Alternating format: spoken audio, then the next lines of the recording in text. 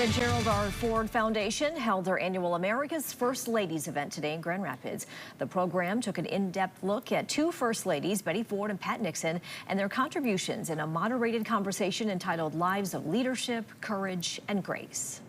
Political reporter Rick Albin facilitated that conversation, and he joins us now in studio with part of what the guest speaker had to say. Rick? That was an interesting program. This is the same program that is being held annually. It was first imagined some years ago by Susan Ford Bales, President Gerald R. Ford, and First Lady Betty Ford's only daughter. And we're coming up on 50 years of all of this. Ford Bales was one of the guests sharing their memories of the First Ladies, as was Edward Cox. Cox is married to Tricia Nixon Cox, the daughter of President Richard Nixon and First Lady Pat Nixon. Patty Matson, who handled press duties for both women, remembered her time in the White House, too. Susan Ford Bales talked about the connection between the two First Ladies and others born out of shared experience. But my mother was close to Pat. I mean, they had been through so much together, just like my mother became good friends with Nancy Reagan. You know, there's only so many people who have been in this fishbowl that understand where you're coming from. And so they become dear friends. Lady Bird was another one who was a dear friend. One of those shared experiences was the day that President Nixon was leaving office after resigning and President Ford was about to take office. As President Nixon said goodbye to his staff, Edward Cox was there with the President and First Lady. But it was the helicopter ride back to Andrews Air Force Base after the President resigned that Cox remembers well. And then we got on the helicopter. I know that your parents accompanied us there. Julie and David stayed behind, and we went off to San Clemente with the President, Mrs. Nixon. As we passed by the Washington Monument, the President is there, and I'm sitting here. Mrs. Nixon's next to him. And I thought, what do you say as you're going by in Marine One?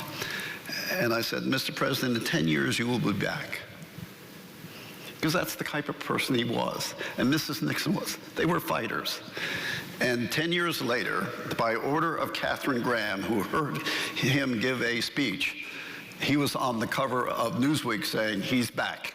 And for a young White House staffer tasked with making sure the First Ladies got good press, Patty Matson remembers a common trait in the two women. The main thing that they both had was this great empathy for people and their kindness. Also today, the Ford Foundation unveiled the new White House Christmas ornament from the White House Historical Association.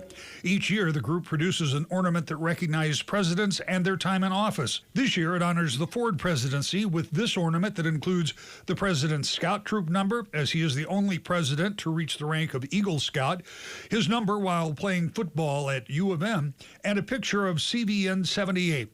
The USS Gerald R. Ford, the first of a new class of aircraft carriers, the Ford class. Now that 2023 ornament, I got one right here. Yeah. They are really well done.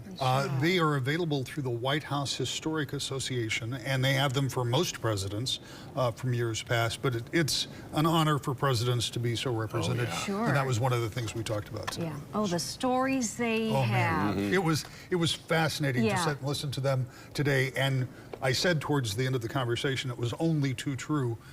I didn't want it to be over. I just wanted to go ahead and just listen to them talk because they have so much knowledge, firsthand knowledge of some of the most, really, one of the biggest upheavals in the history of the country. Yeah. You're going to leave this for me? Yeah, right. Thank you. Thanks, Rick.